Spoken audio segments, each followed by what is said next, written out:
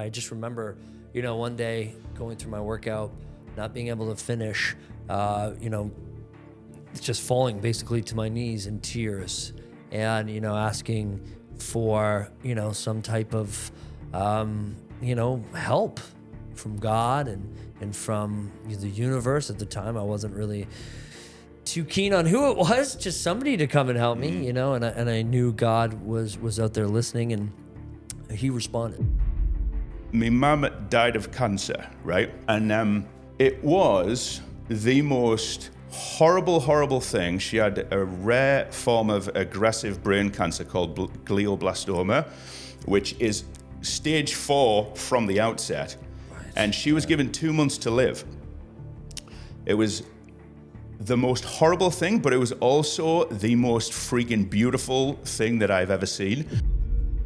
I think the reason why it is so beautiful is that some people don't expect death, or they die suddenly, or an accident, or they just simply weren't ready. And I think understanding that, and I think the biggest conflict with that, with not being ready, is just not understanding what you were here for in the first place. This is a really interesting conversation because I don't know you, and when you agreed to do this, I thought to myself, I'm going to do loads of research on Andrew so I know what type of questions to ask. And then I thought, actually, no, I'm not. I'm going to go in totally fresh so I can actually be curious. Yes, right. Great. So here's my very limited understanding of your background. You were a pop star. And one of the things I noticed right away, God bless our realtors, but they want to do everything. Right. And they'll research everything until their phone battery dies on trying to improve their business, when really it's not what, it's who. It's who. We've got assistant support, admin training. So if you don't have an admin, we can give you one. So you don't have to train your own admin. Thank you, right? Isn't that cool? So many realtors that I speak to, when they get to the 25, 30 deals, it's like, I say to them, right, like, what the hell are you going to do now, right? Because you're solo, guy, solo girl or whatever. Yes. Are you going to build a team? And so many people say, like, I know that I have to, but I just don't know where to start.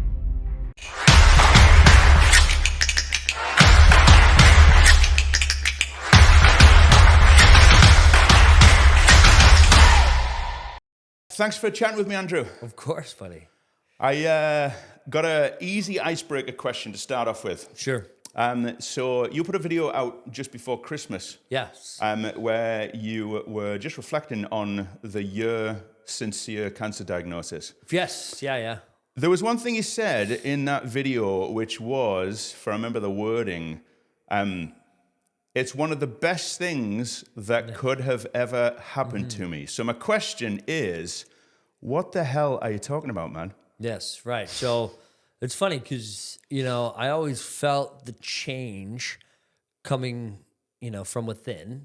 Once you find out those types of things, those diagnoses, those things that you really were never expecting, your kind of auto responses to be like, why me, scared and fearful of just what the future is going to bring, and how long that future is going to be presented to.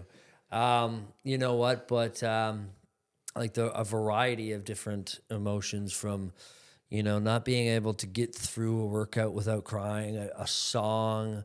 You're looking at your kids. When every morning I go to my kitchen table, and I'll just do my work while I watch the kids, in the living room.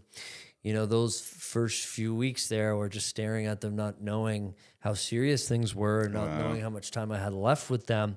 It's like total uncertainty of the future. 100%, yeah. And even listening to music, it all did those emotions. And I just remember, one day going through my workout, not being able to finish,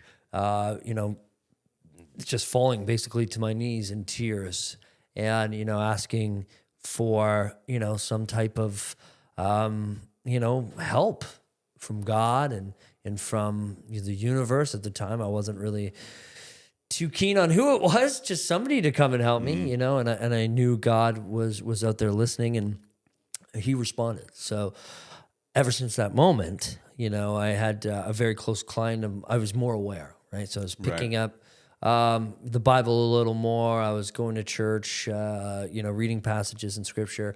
And then I had a client who's been a long follower of Jesus, basically pray for me. And everybody I met was praying for me at the time, which I was incredibly thankful for. But she was the first person who actually asked me for specifics, like, what's the cancer called? What type of treatment? She went into detail. She wanted to know everything, and then she prayed for me. And that night, I had a very empowering, lucid dream that I felt it. When I woke up a completely different person, and I owe her that, and I owe Jesus, God. I without that transformation, this could have been the worst thing in my life. Right. But with that transformation, it was the best. But it's funny because I just had gotten back from Mexico like a few weeks after I posted, or before I had posted that video. Yeah. And I didn't really think about it. I knew I was changing. I knew I was happy. I knew I enjoyed it. Enjoying learning new pieces of myself. Sorry, I should have expanded. And it wasn't until I went to Mexico and this guy, we're touring around new developments and new units in Tulum. And I've just, I was telling him my story. And he said, congratulations. I'm like, what? Not the most obvious sentiment to express when you're sharing that, but yeah. As soon as he said it, though, my mind knew exactly what he meant. Right. I'm like, yeah, you're absolutely right. And is that like, was he observing things in you that you were also aware of? Like you said that you were more, you were more kind of in tune with God, and you were more, kind of aware of all of these different things in your life that you might not have usually noticed. Like, how is it that he knew to congratulate you? I don't know. It must have been, maybe a personal experience that he had. Right. Maybe he shares the same religious beliefs, or maybe, he could catch my vibe. He could There's just something emanating from you that he noticed. Wow. That's right. And it's something that I've been working on, day to day, and just trying to, put that type of a vibe out to, my clients, the people I meet. Easier said than done sometimes, especially we're having a really rough start to 2025. Right. And not to date the video or anything, but it's rough. Not a lot of people are making a move. People are on the fence. And our expenses don't care if you want to move or not. Right. So it is hard to maintain that level of happiness and optimism. But you know what? It's just with consistent prayer and just putting my belief in God that we're going to get through this and better than ever. Wow. So if you had not had that experience and you had not been able to connect with God in that way that you've described, you think it would have been a very dark period of time? And yes, yeah. You know what? Because it was for a couple of weeks there. It was really, really scary. It was, it was that you just didn't know. We didn't have the diagnosis yet.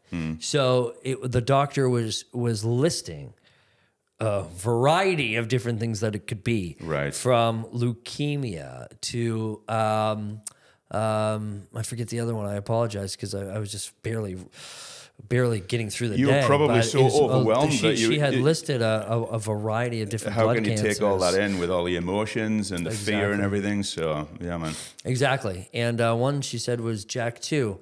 I'm like, yeah, what is that? And she's like, well, if you're gonna have cancer, this is the one that you want to get. Oh, okay. I'm like, oh, great.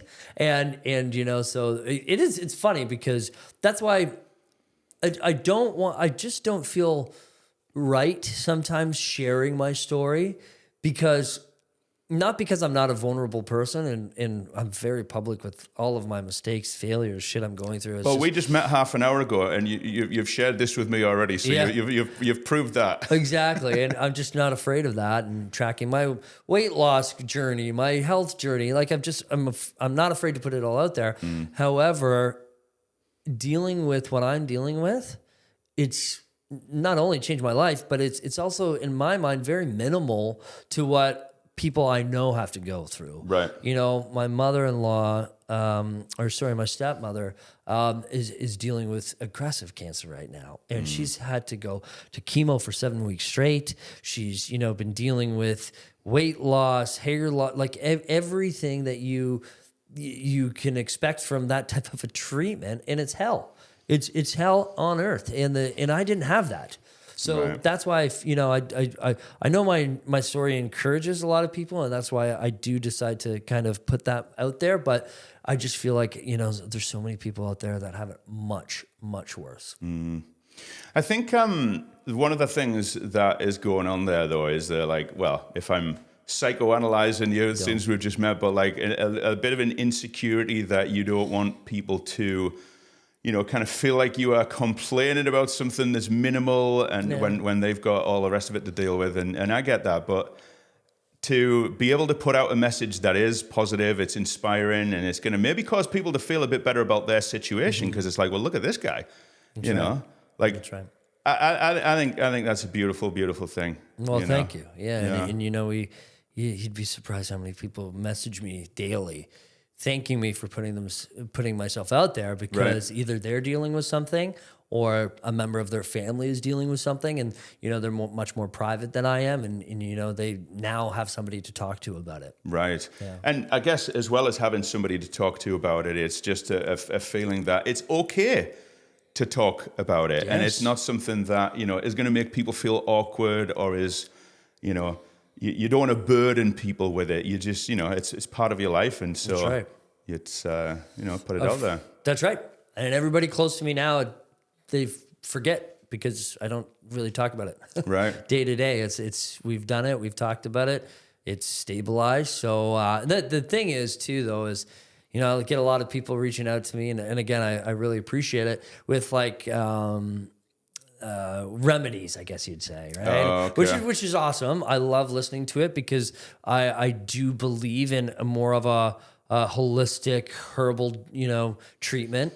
Only big pharma when it's absolutely necessary. That's right. Yeah, fair enough. Right. But my cancer actually, it can't be cured. Like it's mutated cells. It's in your blood. Right. So you just you just keep maintaining a healthy lifestyle and pray that it doesn't worsen. So how are you doing now then? Great. Fantastic. The biggest thing that I've noticed is that my energy levels are way down. So I have to take a blood thinner every single day. Something that, even my doctor said was like, I'll be honest with you, people usually don't have to do this until they're in their 70s or 80s. Right. So I'm at risk for stroke, and blood clots. However, the Plavax, which is the blood thinner, really helps me out. But it because I don't know. I'm just theorizing here. Nobody's been able to really explain it. But this type of cancer is pretty rare. But the version of it is also rare because it affects your gastro.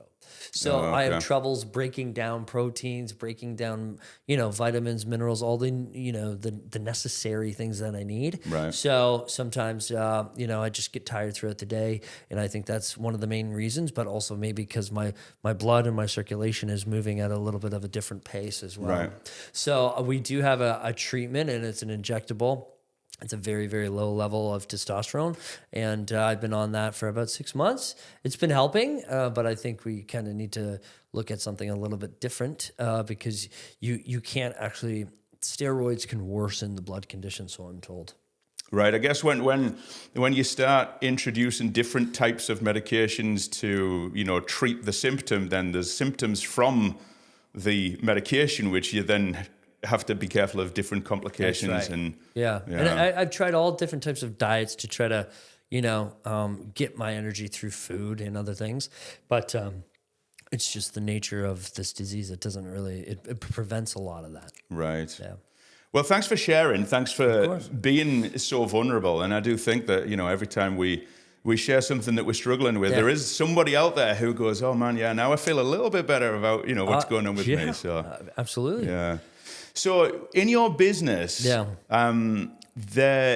are a lot of different demands on you in terms of demands on your time, You know, people who are relying on you to provide them the leadership, to, you know, kind of be there and show up for them every day. So with this, I guess, with the stress of the news itself and then everything that's happened afterwards and then the lower energy, like, how are you still showing up here every day, and how did you get through this year, you know, and not have that be a source of discouragement and not, you know, allow it to beat you down? So it's a great question, and it's also a very simple answer. It's the team. It's the people that I surround myself with on a day-to-day basis, the people who I trust to run the business. I mean, you know, we have Andrea, who's our director of ops. We have Gracie, who's basically everything to everybody, but also my executive assistant, client concierge, so I can trust her handling my clients when I don't need to be involved. Crystal, who's you know, now my partner. We're opening another office together. She's in charge of also helping with training and you know, basically managing all of our sales. She does all my listings, and then we brought in our chief operations officer and growth officer, Val, who's going to be taking the parent brand and basically, because I have 4 offices, right? So it's Niagara, Burlington, Muskoka, and then Crystal and I are partnering up on another one. And yeah, that news is not dropping for a little while, but I'll give you that little hint. So my point is that I've got Andrea running the team, Crystal running our team, as well as her own expansion as well, and then we have Val kind of replacing me and running it all. Right. So I know that I have the right people in place, and I know that I can trust them. So that's what keeps me going. If I knew that it was all on me, then that's when the stress comes. That's when the anxiety comes. And so from a financial standpoint, it is all on me. So when we're not doing deals, and like I said before, expenses are coming in, that's all on me. And that's when that weight, you know, is really, really heavy. And I'll just be honest with you, that's what we've been experiencing the last 30 days.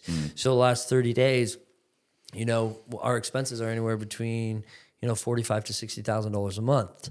And if we don't have any deals coming in, that's $60,000, $50,000 a month that's coming straight out of my pocket.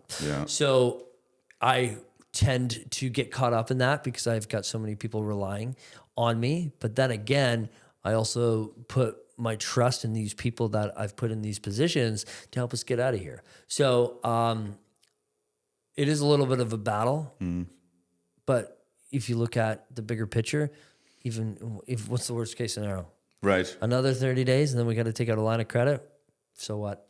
We'll be back in the next 90 days, and we'll be able sooner or later, it's going to come back. You're just kind of holding out. Yes, of course. As you wait for that. We're all working so hard, but you know what? Sometimes we'll get those deals, and that's just like you're just we're thankful for every deal we do, but it's just chipping away at the expenses. Was it always your goal to build such an operation with you know, all these different offices, your operations manager, the executive assistant, all of the, you know, so when you started off in real estate, I guess here's my question: when you started off in real estate, is this the vision that you had? Yes, 1,000%. Really? 1,000%. So it's funny because, you know, when I do podcasts or even just provide some advice to our team and, you know, speak at conferences, I always kind of let people know that I never got into real estate to become a realtor. And nobody understands that. And that's why, you know, we're having the success that we're having is because we're able to provide an accelerated growth option for every single person on the team or in our ecosystem. So I always knew that I never wanted to be the realtor. That's why it's not the Andrew Perrie team, because I always wanted others to feel empowered to take on bigger roles and feel like they've not only you know, created a position for themselves, because that's how these positions get chosen. I see that you're doing something very unique and powerful in this role, and I think we should elevate that and create something for you. So I always knew that even if I had to step back or sell or, just have some type of succession plan. You want to make sure that you've set up that type of business that can move on without you. Right. And a normal everyday realtor or team leader either doesn't have that ability to anticipate their succession, or they have, maybe too big of an ego to remove their headshot or name from the for sale sign. And I just always knew from the beginning that that's always something that I wanted to do, remove myself. Right. And do you see that, are you still going to be the face of the brand in as much as you are, as it's the Fine Estates team, it's not the Andrew Perrie team, but like obviously you're at this point in time, you're the face of the brand. You're very, very active, hands-on day-to-day leadership.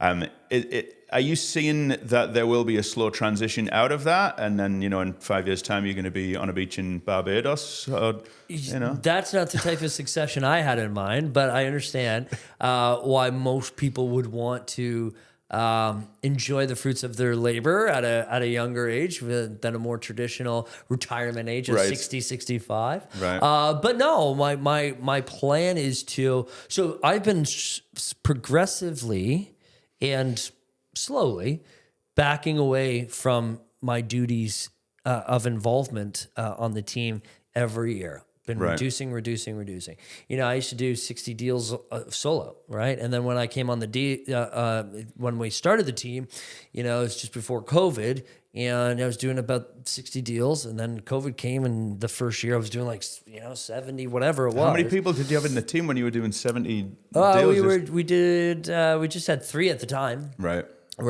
But then after that is when I started slowing down. 20, 10, 8. I think I might have only done 4 last year that I was directly or solo involved with. Right. So we all partner on everything. And then, so my plan is not to eventually retire in 5 years on a beach. It would be something that elevates the existing company into a higher status.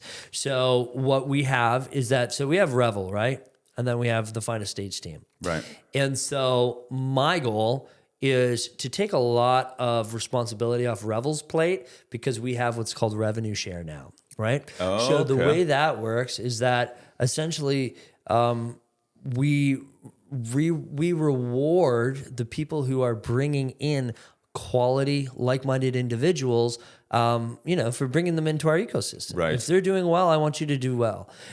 We're not necessarily a recruiting company, but we have that ability to provide a downline, additional revenue streams, whatever you want to call it, residuals. We provide that for the agents who want to take opportunities. Right. So this comes into our next venture, which is called the network.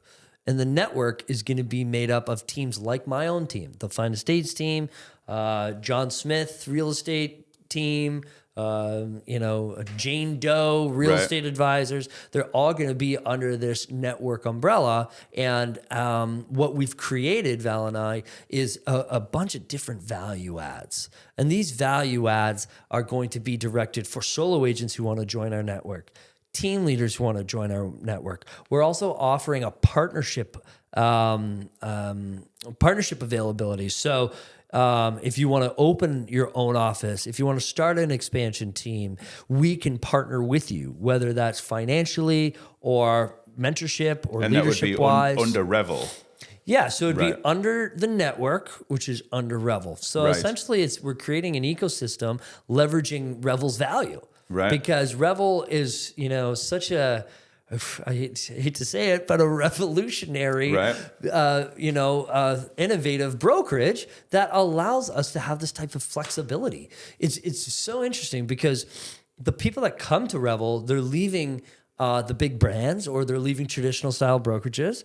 And it's just mainly because they don't have that flexibility. Right. There's territories already, territories and market centers that are already decided. So if you want to open your own office in other companies, usually you can't, because there's already somebody there. With Remax or Royal LePage or whatever. And it has right? nothing to do with what Remax or Royal LePage is offering. It's just that we're the new company, so we don't have those territories designed. Right. So why not hop in our infancy and grow together?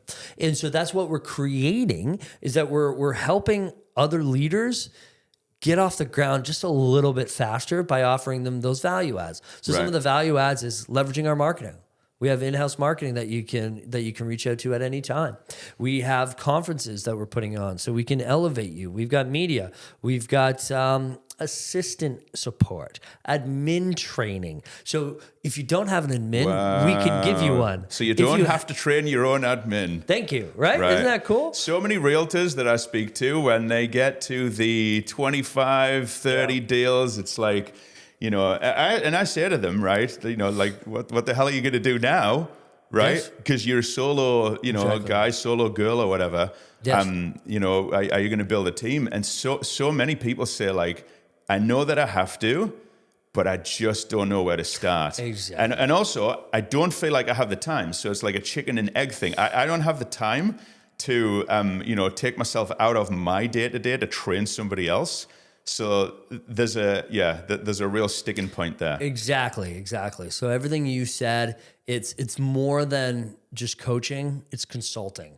So we're going to go into your business, and with very minimal interruptions to your business, we're going to help train your admin, help you develop the systems. A lot of team leaders are there, but they just don't know where to go in terms of maybe opening their own office. Right. We provide so many different options because we have the office playbook just ready for you to open and implement. And I can see as well, and this is like really fascinating from a strategy point of view, that there's so much alignment in all of these different things, right? So you talked about, the revenue share, where that's going to encourage agents to bring high quality talent into the brokerage, right? But then by having that high quality talent in the brokerage, I'm sure that's part of the value add of that, kind of resource of people and talent and experience. And then, with the additional structured value adds in terms of like the training, these really key pieces. There's so much alignment in all of that. And was that the vision right from the beginning as well? Absolutely. You know what I mean? I've always hated the term realtor. You know what I mean? We're way more than that. I consider myself an advisor or a consultant, and not just for my clients, but for other realtors. I mean, the reputation of, a team or a realtor, or it's it doesn't seem like a corporate structured business. I mean, it just based on my own kind of communications with people that are not only considering opening their own brokerage team or business, but when they look from the outside, they don't see the actual structure from the inside. And that's what I wanted to create. And it's because they're not wrong, right? So that's something that I wanted to create, is an actual business structured organization, call it corporate style. And there's a reason why these big corporations are so big and why they've done so well. Right, and because there's a formula. Exactly. Success leaves clues. I'm glad you said that. So we live our life by the success formula and the failure formula. And I just think that if more realtors and brokerages got on board with that, there'd be less people switching. Where does that come from for you? Because this is a really interesting conversation, because I don't know you, and when you agreed to do this, I thought to myself, I'm going to do loads of research on Andrew so I know what type of questions to ask. And then I thought, actually, no, I'm not. I'm going to go in totally fresh, so I can actually be curious. Yes, right. So here's my very, very limited understanding of your background. You were a pop star.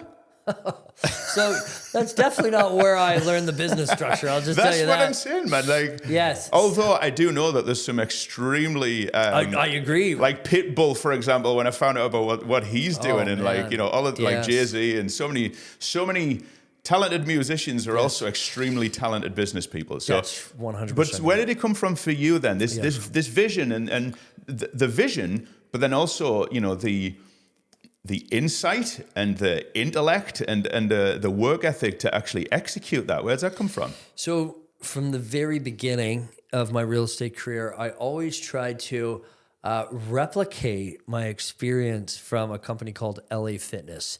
Okay. So LA Fitness, man, changed my life. I was a pop star, and I wasn't the business savvy kind. I was the drinking, the party, the show up to the studio, hungover kind of pop star. Right? The going nowhere pop star. Hence why I'm not a pop star anymore. So weird to say. But so I worked for LA Fitness, and it completely transformed my life. Why? Because it had structure. Right. It had growth opportunity. It had organization, and it had a consistent training and education program. And the thing that blew my mind, and maybe it's because I was so green, is that you have a sales side of your business and you have an operations side of your business.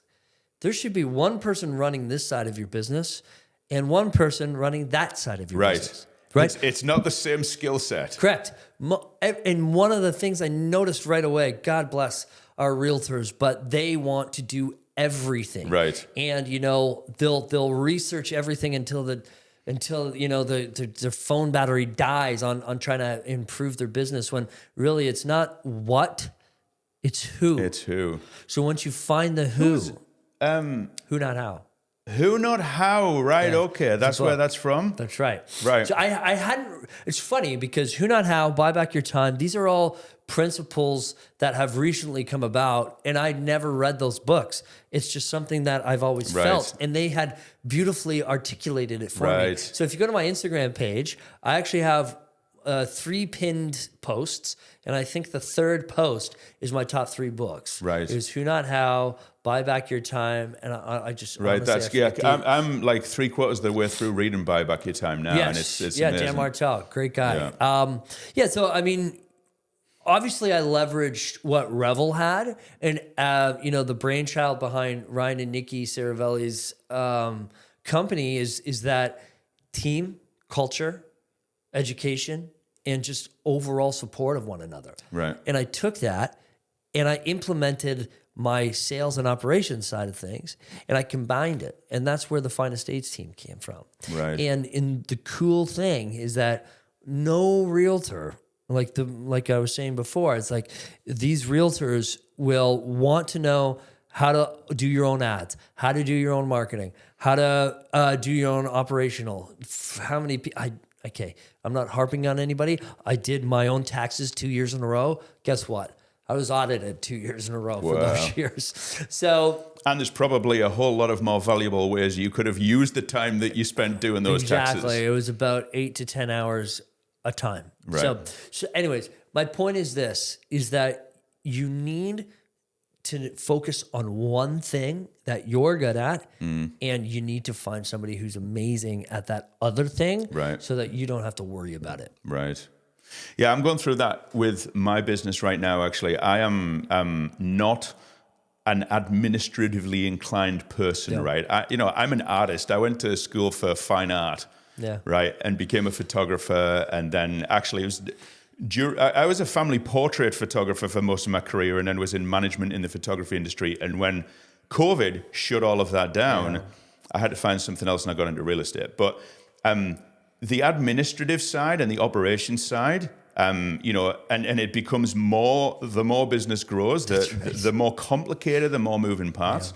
Yeah. And if I didn't have my operations manager, my project manager, the people who are actually good at all of the things that I'm not good at, my business would fall apart like in literally 48 hours. That's right. And let me ask you this. So when you're first transitioning into bringing on those hires, how was the response from the clients? It was actually very, very good. And, so I did it very, very slowly. Mm-hmm. And I do everything very, very slowly. I sometimes kind of feel like if I could just be more efficient, more decisive, I would have been much further ahead. But then at the same time, I just try to remind myself, no, this is just me. This is my way of doing things. That's right. But I went from being a solo photographer. Then I connected with, I actually had a virtual assistant. That was my first hire, who was helping me with some admin and photo editing and stuff like that. And then it kind of grew from there. And then I hired a part-time photographer. But I did it all so very slowly that like, it was kind of ridiculous. Like I did not let that part-time photographer go out to a client until they had been with me for like 4 months. Mm-hmm. And all of my clients had seen us together. Fair enough. And had then, you know, and in the first place, it was like, oh, wow, he's taking the photos. Like, can you not take them? And it's this kind of fear. Yes. And then I started getting messages. Like, there was a phase where I was getting messages saying, wow, the photos are amazing. Like, they're actually no different to what you took them. And I'm like, this is what I'm telling you, man. It's not me. It's a process. That's right. And then so when I started to build the team even more and brought a project manager, operations manager, the same thing. The main thing that they did for the first ridiculous amount of time was just shadow me, right? And hear me speaking to clients, you know, kind of That's see right. the way that I'm communicating. I would just talk at them. Talk. I'm an external processor, so I find talking very, very helpful in just getting clarity on what's going on my own head. So I would just talk, just tell them everything that's going on, everything that I'm doing, but very importantly, why I'm doing it. And then over the course of time, and so my project manager, operations manager, they came in at a very similar time. They've been with me almost 2 years now. Yeah. And now they're basically running the whole thing from an operations and you know, kind of day-to-day admin point of view. They're doing a way better job than I could. It's amazing because it's, you know, photographers, videographers, realtors, you know, those kind of, especially when you're a one-man show for the first, you know, however long your business, people always just like, no, I want to talk to you. Yeah. Right. And so you can lose people, but what you gain is much better for your business. I'm actually very, very fortunate. I don't actually think I lost anybody. Like Good. For you know, the change in communication, like the change in that personalized relationship. And so I feel very, very fortunate. Yeah. And again, just like you said, it's because of the people that I have. Because of this guy here, right? Right. You know, this guy, he'll show up to, you know, shoot a listing for an agent, and you know, whether it's photos of the houses or like, you know, kind of getting them to do the reel for the presentation, the listing, you know, so this guy Munir, it has to be at least 5 times that I've had a phone call from a client saying almost the exact same words, and it is, oh my goodness, he is the most kind and sweet man I have ever met, right? That's amazing. And there was actually one time where I showed up to a shoot with Madison, and I think you'd done the last couple of shoots with her, and she was like, oh, it's you? But for me, that's like, yes, that's what I want. And that's actually something that shifted for me because I never, so I'm the total opposite of you. I didn't have any vision. Right. I actually go through life with complete spontaneity, and I try to just be open to everything, right? I started working as a family portrait photographer, and then like the manager of the studio quit, and someone said, do you want to be the manager? And I'm like, what? Like, I don't know how to manage people, but I took it. Yep. And then, you know, I did some self-learning, was able to go on some courses and stuff like that. And I kind of, you know, I just went with the flow, and when opportunities came my way, I took them. Like Good. What I'm doing now and the structure of my business, my team, is there was no plan or vision to get there. It's just kind of how it's unfolded. But there was an extremely important shift that happened for me during that period of time when I was in management in the photography industry. And it was this. Because I was still doing the job, I was still actually working as a photographer, I had a certain expectation on myself of like the quality of my work or like the sales and stuff like that. And I became aware that there was some really young, talented people who were coming into my team, and I was training them. Then they were surpassing me, right?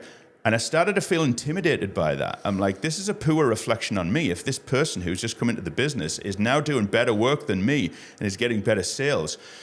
But I don't know exactly what happened. I don't know whether I read a book or whether, there was some revelation, but that was like literally my mindset completely shifted. Yeah. And I thought to myself, that is the best sign that I am doing a good job as a leader. That's right. And from that moment, it's just been, it's been my intention to bring people into the team and just pour into them in whatever way is going to allow them to make the best use of their, talents and their gifts. And, and when people start doing the job better than me, it's like, it's amazing. That's right. That's exactly what happened to my partner, Crystal, and I.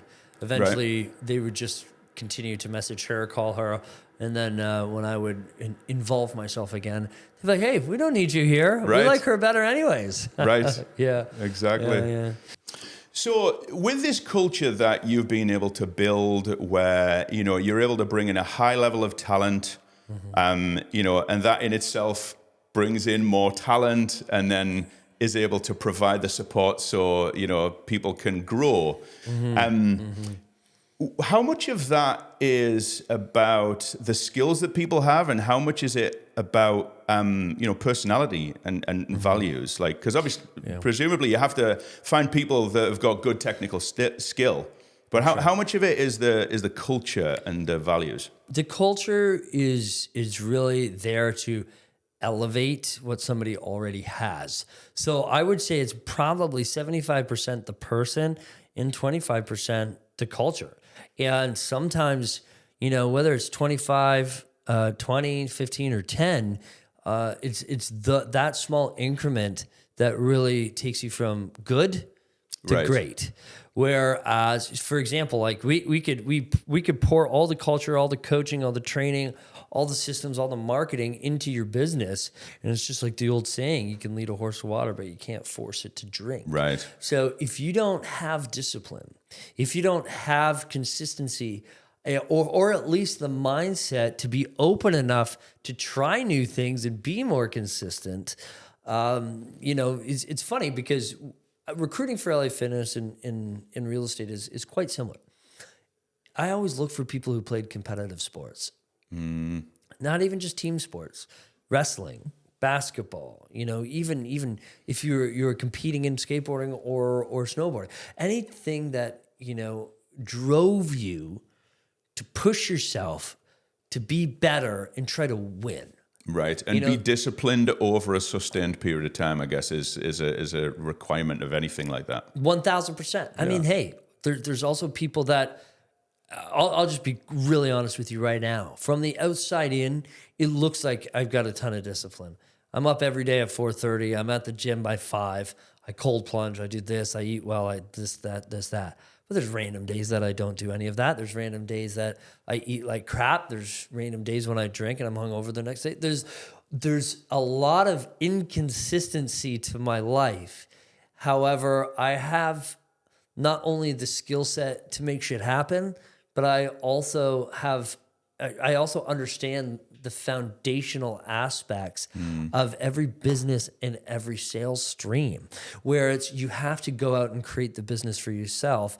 And whether you're consistent or not, if you don't have that, you can't have any of it. So I obviously am consistent and disciplined in a lot of areas in my life, but it's not a 24/7 thing. And that's what I think people need to just kind of get over. It's not the David Goggins every single day, blah, blah, blah. It's just, look, when you say you're going to do something, even if it's between the hours of 9 and 5, even if you're a business owner, just show up like you would anywhere else. If you were working for somebody, would you not show up on time? Right? Would you not complete a checklist of what your manager or boss has laid out for you? So now that you're your own boss, why wouldn't you show up to work at the same time, consistently checking in, consistently knocking off those checklists, and really just being as disciplined as any other employee in the world? What is the answer to that question? Like for somebody, who finds that difficult or is not able to do that. You're asking, why wouldn't you? Like, so why wouldn't somebody? What would? Yes, great question. So there's two things. It's one, you don't have anybody to hold you accountable. Right. Or two, you have somebody that's willing and able to coach and hold you accountable, but you think that A, you're too good and you don't need it, or B, that's not why you got into entrepreneurship. Right. Right. So you don't want to be constrained. Right. You don't want to be tied down. You need to be free to go off and the average CEO has at least 3 different coaches. Right.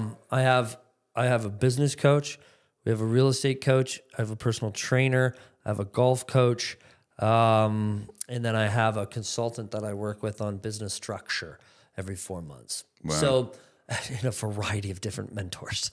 So in the most successful people around you in the room that you're, even Jeff Bezos, Elon Musk, they all have mentors or coaches. And so, I think that's just another little bit of ego that the average realtor just needs to kind of get over. I think you could say that's one of the reasons why I'm here, because I try to look for opportunities to connect with people who are succeeding. That's right. Sometimes there's a very, very clear, reason why I would connect with somebody. Sometimes there's, a tangible opportunity that might come out of that, but often it's not. Right. Interesting. Right? So going back to, when we first spoke before Christmas. Yes. The reason that I called you is because I don't believe in coincidences, right? You heard I was a Dundee FC fan, that's why.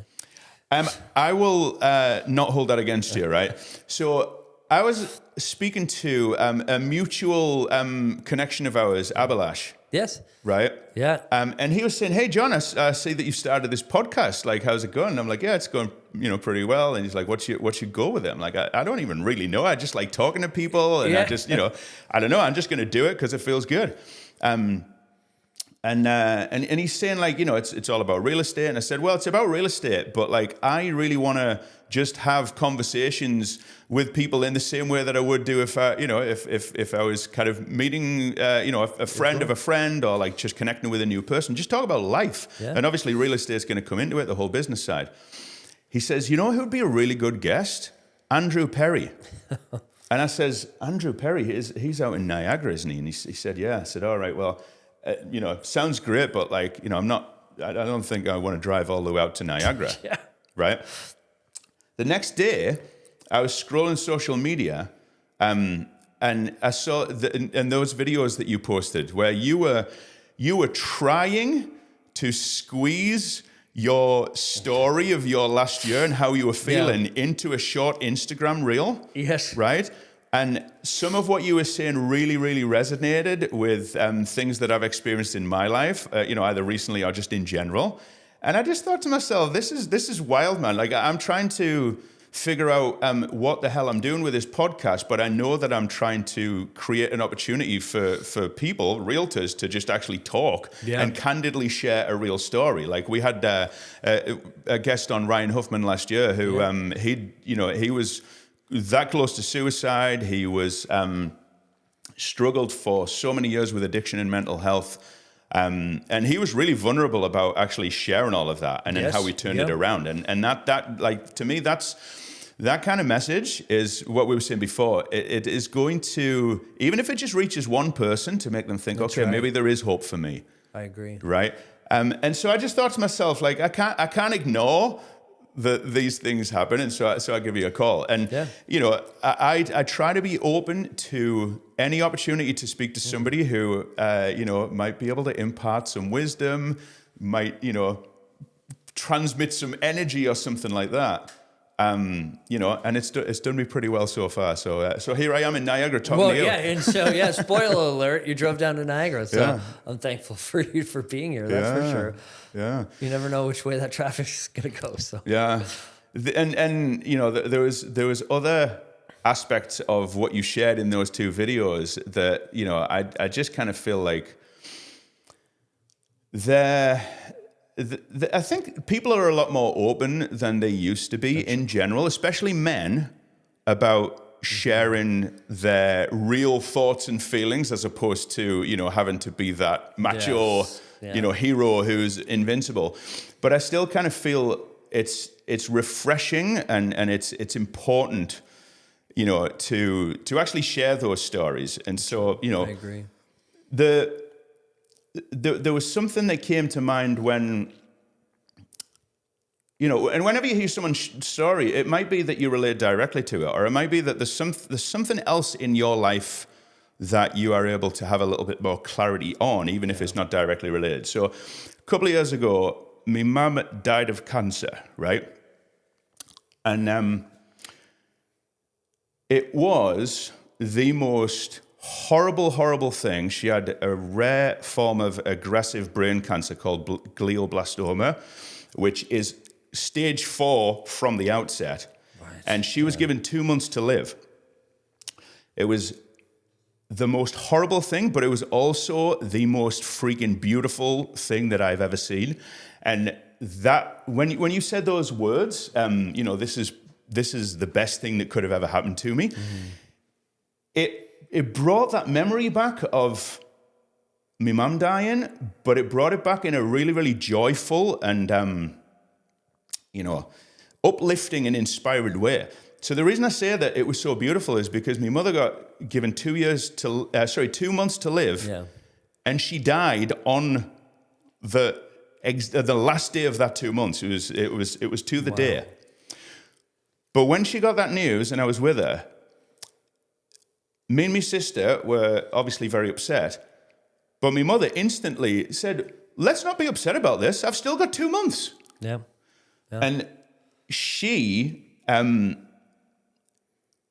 made sure that she lived her life to the absolute max for every single day of those 2 months. So that's right.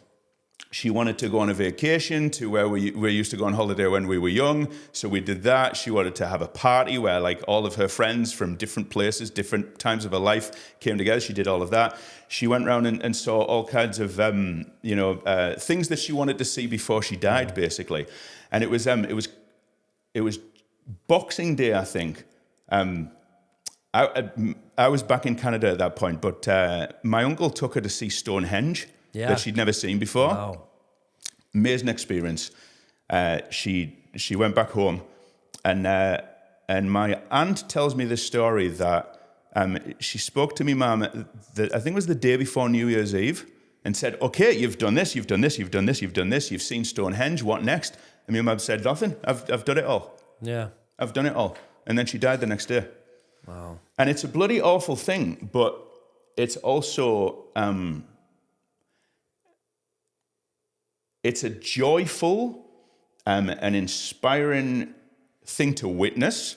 And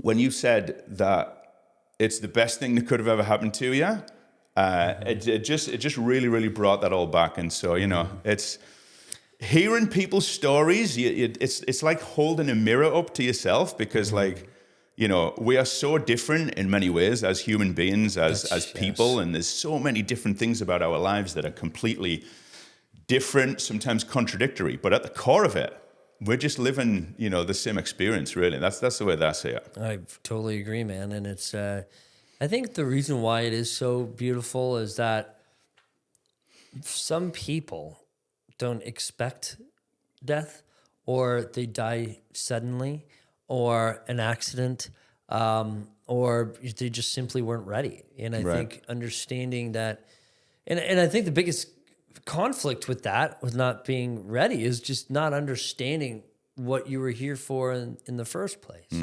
So when you get to understand that it's more than just you being here. It's your effect on people. It's your contribution.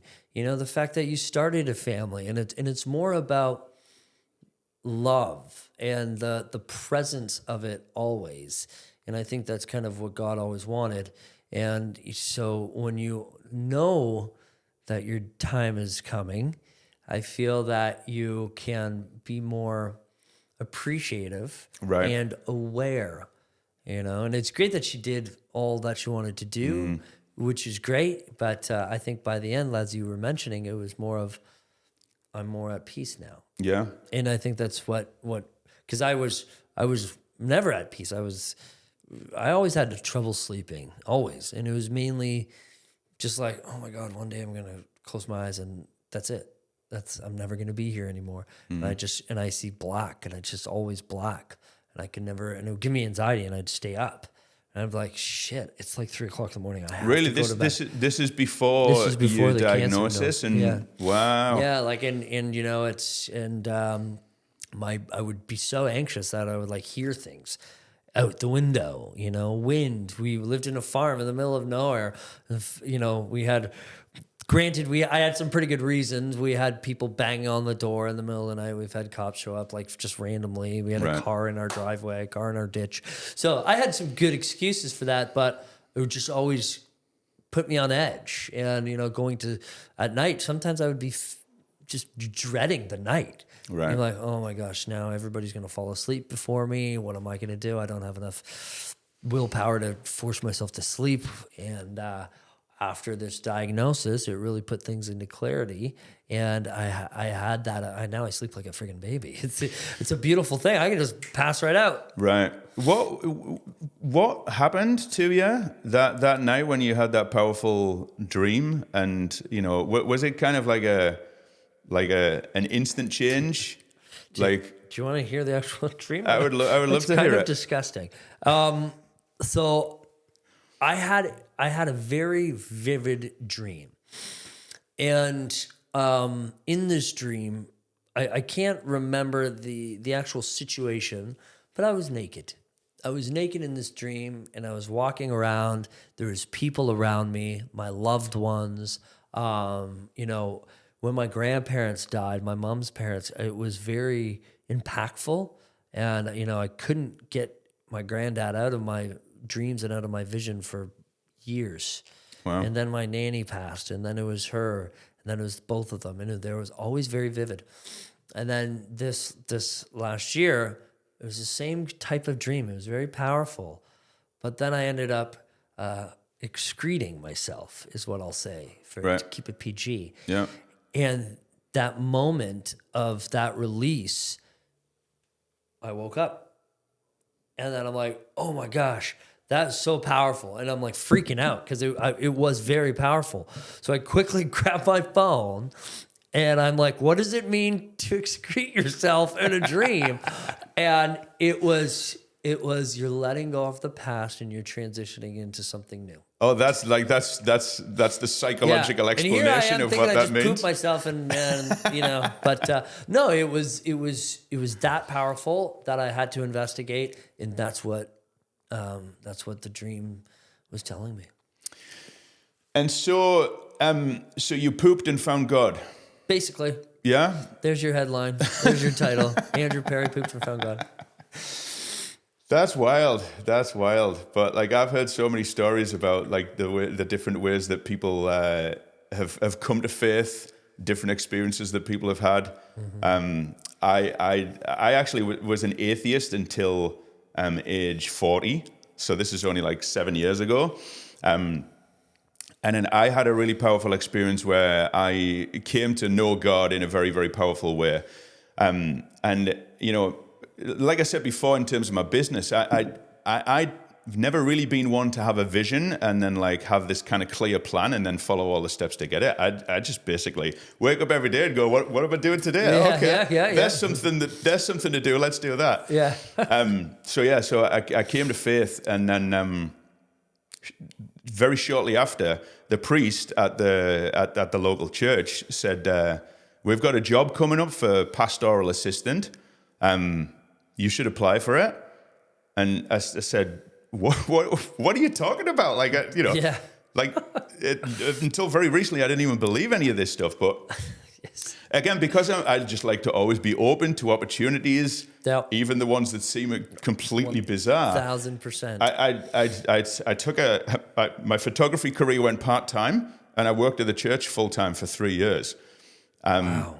And it was an incredible experience. And And the reason why he hired me is because I said, like, how can you possibly like consider this? Because I don't know anything about the Bible. I've know very little about the faith itself. Yeah. Like, and you're asking me to take a role where I am providing pastoral leadership and ministry to people. Like, what? And you know what he said? He said, I can make sure that whether it's through me or putting you on some training program or sending you a conference or whatever, you'll learn all the information you need to know, right? You'll learn about the Bible, you'll learn about the Christian teachings and all the rest of it. We can train that, but what we can't train, like, is an authentic and sincere heart, and one that people can relate to, right? So, like, and this is, I would never disparage people who are like traditional churchy people. But what that priest recognized very clearly was that a lot of people in his congregation couldn't relate to, the person who is a more traditional churchy person. Yeah. Whereas, I don't know whether it was a compliment or an insult. He's like, they can relate to you. So I did it, and it was an absolute blessing and a privilege. And the amount of different stories that I've heard, how people have turned their life around and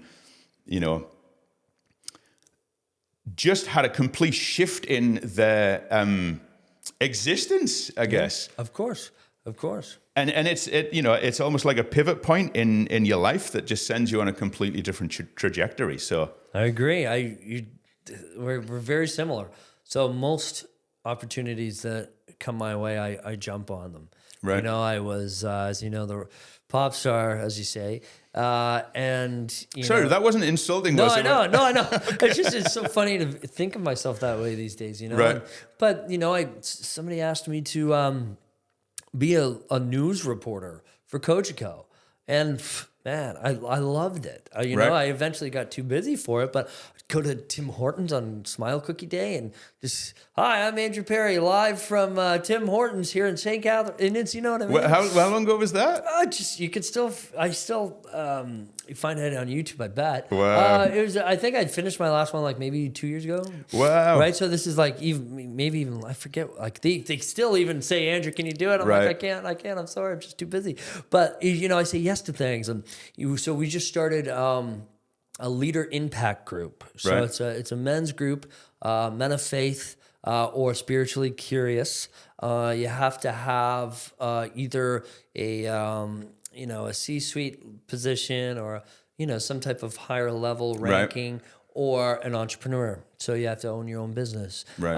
And it's just a space for leaders, who have families or are managing multiple people. And it's like, because, you're investing so much back into your company, your family, and sometimes yourself, but in other ways, you're neglecting certain things. Who's pouring into you? Exactly. Is that the idea?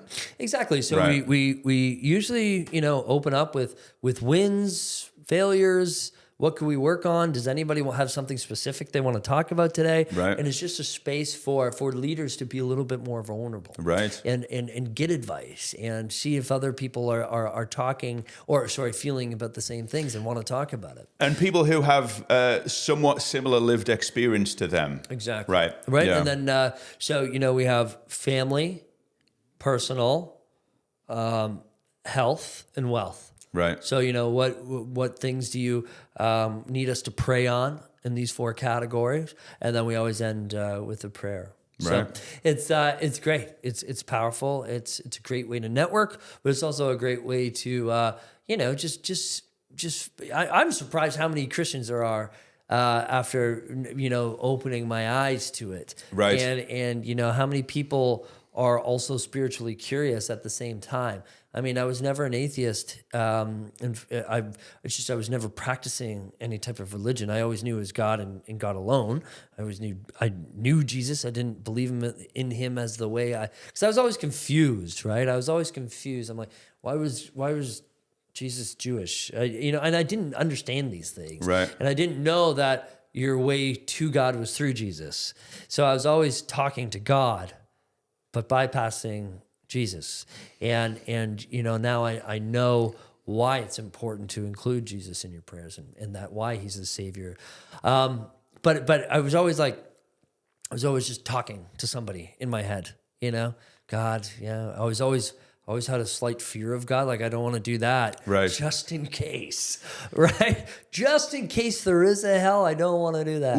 What changed? In fact, actually, before I ask this next question, I just had this flashback of a very bizarre conversation I once had with the mother of a friend of mine. I was helping her with something, and she was talking about how her son was not going to get his kids baptized, and it was really worrying her. And I said, "Oh, I didn't know you believed in God." She said, I don't. I said, "Well, why are you bothered whether the kid gets baptized?" She's like, "Oh, just in case." Yeah. So it's like an insurance policy. But my question for you is, how would you describe, and you've already done it partly, but just go a little bit deeper. How would you describe the difference in your, perspective, outlook, mindset, or whatever when it comes to God and Jesus, from what it was to what it is now? What are the key things that have changed? I'll show you. Don't cut. Okay. So, I know. Oh, sorry. Can you kind of see what's in front of that? Can you make it out? Oh, it's gone off. Click it. It looks. It's a windmill. Yes, but it's in the shape of a cross. Ah. Yes. Okay. So, remember the dream. Right. I was fully transformed, but maybe not fully convinced. Okay. So it was powerful. I was definitely a different person, but now I was becoming, I wouldn't say the word convinced, I'm sorry. I was becoming more aware, right? So I'm dealing with my own diagnosis. I'm starting to go to church again. I'm starting to pray, but just like my client, who had prayed for me, I realized that Christians, they're always looking for something to pray for. And they want to. It's part of their daily routine. They want to. And so I knew that, and yet I was praying for the same things. And while I'm dealing with this, I find out that my stepmother has also been diagnosed with cancer, but it's way more aggressive. And then I was driving home from the gym. The sun was slowly coming up. I'm just like, God, why haven't I prayed for my stepmom? It wasn't because any distaste. I love her to death. Why didn't I put these two things together? I mean, I felt bad when I heard. Why didn't I stop to pray? So I pull over. God was like, pull over. So I pulled over and I prayed. I'm like, wow, I feel good, and I'm happy I did that. Get back on the road, make my first right. This is within 20 seconds, and I just look over my shoulder. The sun is coming up, and it's just peaking right behind this windmill that is in the shape of a cross. And that windmill, because the lake is here and the grapes are here, are always pointed the other way. Because that's just how, if you notice, all the vines are pointed towards the lake because that's how the wind comes off the lake. And it helps, keep the insects away, frost off the grapes, stuff like that. And so this windmill was faced towards me, which is a complete 90-degree from where it should be. Totally inexplicable. I pulled over and I just started crying and weeping, like it was like the disgusting crying. That's how it was. And ugly face crying. Ugly face cry. That's what it was. And that's when things started getting deeper for me. Right. Deeper how? It was just sign after sign from there, right? And it's when you're asking something specific from God, and then you see something from Him, right? Immediately after, I mean, it's just there's no better answer than that. So solidified your belief in God, or or kind of strengthened it in some way. Right. Does that increase in faith and the extra presence and awareness and gratitude and all the rest of it, how does that flow into your day-to-day? Well, it's at first, it's so weird how this happens. And at first, when you come to God, it's about you, right? It's about you. You're asking for help and you're receiving it. You're seeing signs that are pointed at you.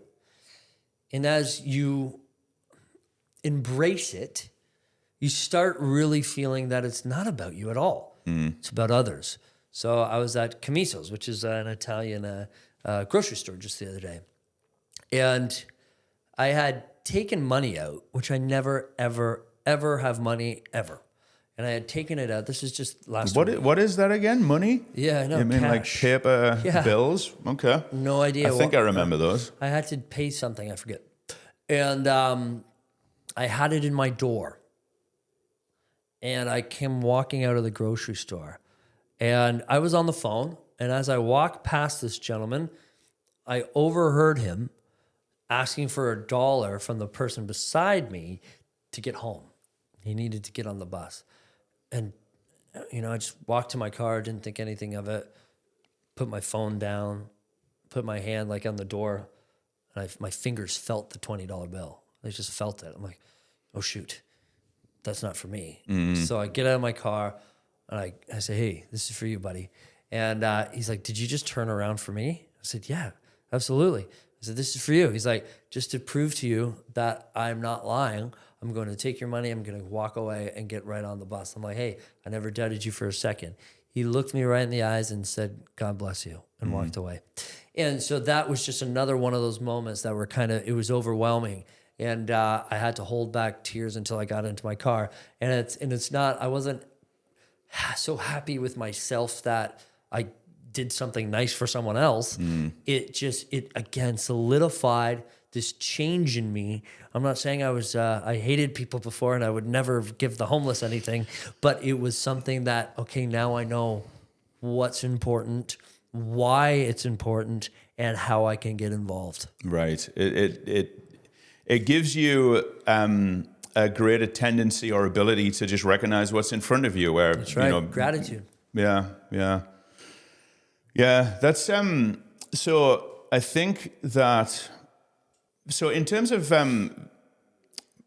faith and like how I see my own faith is like in a state of constant flux, and I've still not figured it out, even though I worked at the bloody church for 3 years. Yeah.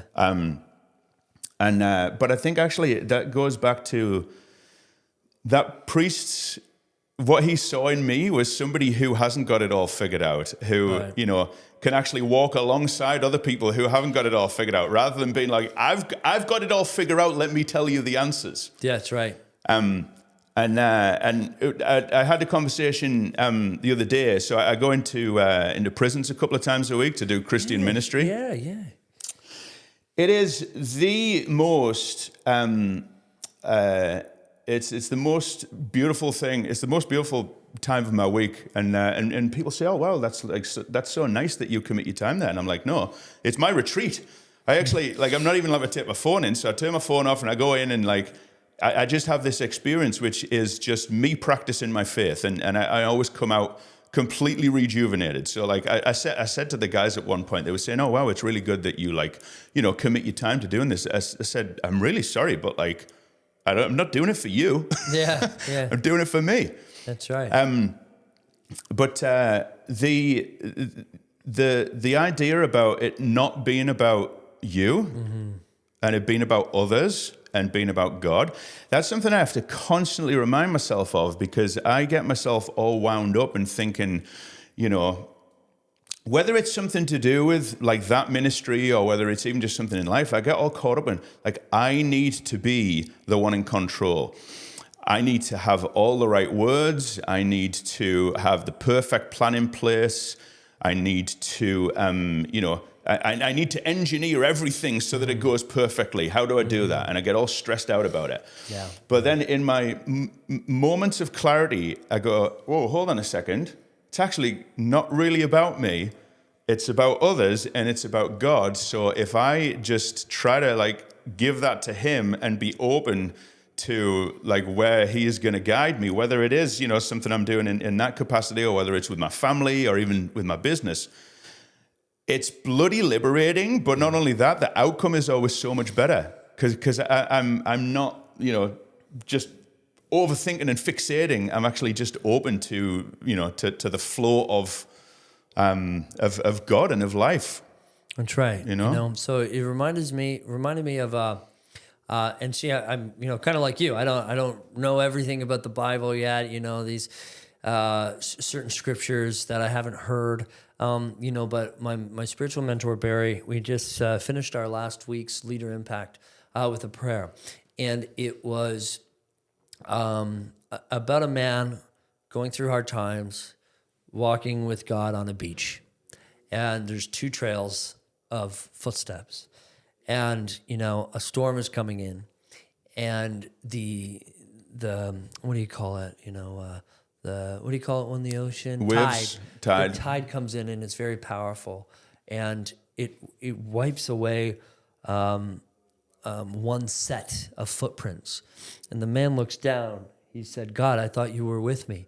You were with me through the sunshine, and then when the tide comes, I look down. I only see one set of footsteps. And God said, my son, those aren't your footsteps. Those are mine. I was carrying you through the tide.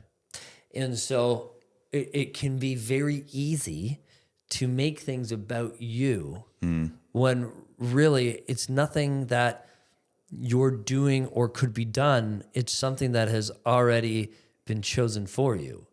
And it's in the hands, literally, of God to be carried out for you. Right.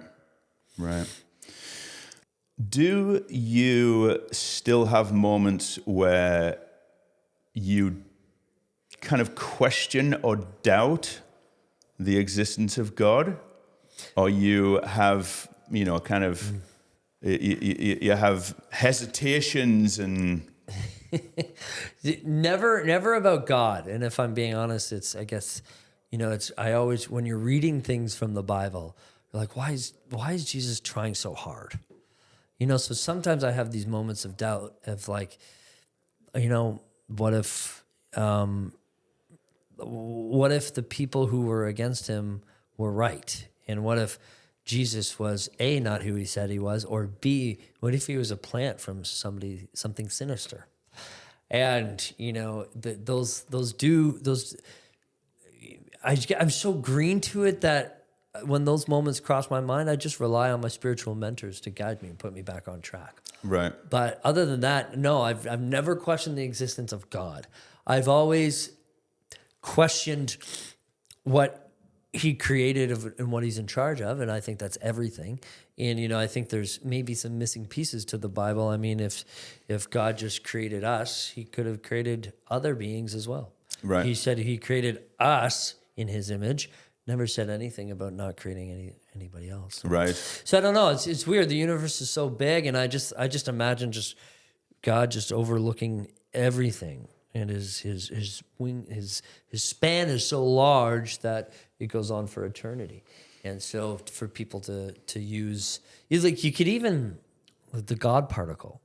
You can even talk to astrophysicists and different types of science where they can't explain anything. Right. At the end of the day, like, this is my theory, but at the end we get so far and then we just can't explain it. Yeah. And so to me, that's where I think God sits. So I've been down various rabbit holes when it comes to thinking about this, about metaphysics and the meaning of life, basically. But there's one that I've been down recently, which is actually it's quantum physics and quantum mechanics. Yes.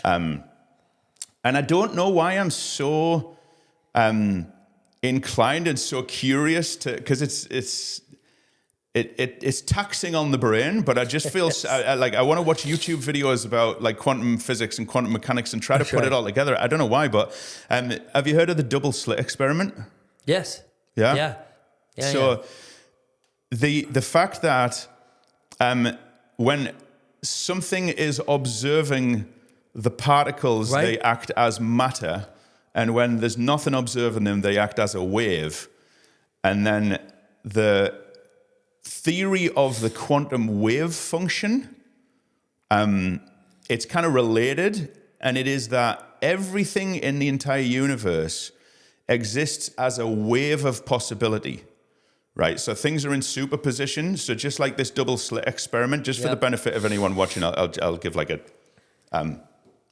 let's try for a 60-second explanation. If you've got two panels and one of them has two slits in, and you fire photons through it, photons are particles, and so those photons will go through those slits and appear as a pattern of two lines on the back panel. Of course. But if there is no observer, or there's no measuring device watching what these photon particles are doing, they make a wave pattern as if they are like waves of water or waves of anything that are kind of interfering with each other. And so the theory is that matter is not actually matter until it is observed. And the quantum wave function suggests that everything in the whole universe is, it is a wave of possibility where everything is everything all at the same time. Everything is everything it possibly could be all at the same time. It's this possibility. And then when it's observed by consciousness, the wave collapses and it becomes matter. It becomes everything in the universe, including you and I and the planets and the stars and everything. That's right. And the rabbit hole that I go down is like, well, that's God, right? God is the consciousness who then, created the heavens and the earth, and and it's that consciousness that is the reason why all of this potential and possibility and unknown is actually functioning. It is material. It's tangible. And I heard something. I forget where I heard it, but somebody was gave a certain point of view about atheism, and I spent my whole life as an atheist, so I've got nothing against atheists. I used to be one, but it is that the atheist point of view, as I had it, was that like I can't see any proof of this God, right? And so my contention is that this is all random. There's no order to it all. It's just, kind of, it's just chaos unfolding into chaos. And this person said, and you think that we're crazy as Christians for believing that there is a creator and some designer? You think that your belief that it's all random is any less crazy? And I just thought it's an interesting perspective. That's right. And you think about the quantum wave theory, and you're thinking of, in me, my head goes into like a computer game, right? When you're not looking in a certain area or direction, it doesn't exist. And then you move your man, and your man is, so to me, it's like, I think God created us in his image, and we're creating video games, and he could be the us controlling the man. Right. So that's kind of what I think. And it doesn't lessen or like, it doesn't change my beliefs at all. It just makes things a little bit more easier to understand. Yeah. Because that's how I've always envisioned it. Like, have you seen Men in Black? Yeah. And the cat has the galaxy. Oh, right. The Yeah. cat's name is Orion, and the galaxy's on Orion's belt, which is his neck thing, his collar. And it's just, in that marble is an entire universe. Right. I don't know. That's kind of how I think of things. Yeah. So maybe we're a universe inside a universe inside a universe inside a universe. Yeah. So how's real estate going? Fantastic. Always. Yeah. What's your hopes for this year for you, for your family, for your team? Yeah. Well, you know what? We've got an aggressive goal to open 2 additional offices outside of the one that we're opening in April. So the goal is 3 total offices for 2025. Wow. We are currently at 4 plus 4 plus 8. We're at just about 20 people on the team. We want to improve that to about 50. And then, of course, through our entire... Is that 50 realtors? Yeah. Right? Yeah. And then, of course, through our network, between 50 and 100 people, really. Wow. And what's your why? Like, what's the purpose of all of this as you understand it at this point in time? It's just the ability to be free, free from restraints of time and money, and to be able to just like your mom, try to live every day with more purpose than the last, and try to pass that on to my kids. And I love my family very much, and being able to take them on this journey with me and not have to worry about, because my wife's a teacher, so like not having to worry about taking them out of school and losing their education. They can come on this journey with us and learn in real world and in real time, as opposed to reading it from a book. Right. So the freedom of time and freedom of money is just is the biggest. But outside of that, and is just, it's crazy to think about how far I've come from the man I was in my 20s. Most of us, but I mean, honestly, I think I didn't really treat my life with a lot of respect back then. And it had a lot to do with my own choices, 100%. But I also always had this looming feeling that I always had big dreams, but was I the type of person that could actually achieve them? Right. I always had big dreams, always dreaming, never actually acting. And I always knew I was going to be a success, but I just never really knew how I was going to do it or really cared at when I got started. But then I found sales, and then I found my calling. I found my people. I found that there was a way out for people like me. And so that is a big why for me, is to help others really understand. When I see people go through depression, go through extreme anxiety, feelings of, loneliness, and that they're not, good enough. I really love finding those people and helping them see that there's more to life than just living on other people's terms. You can be happy, you can be successful, and you can transfer that happiness to others. And that's honestly what sales is, and that's what our culture is here. Wow.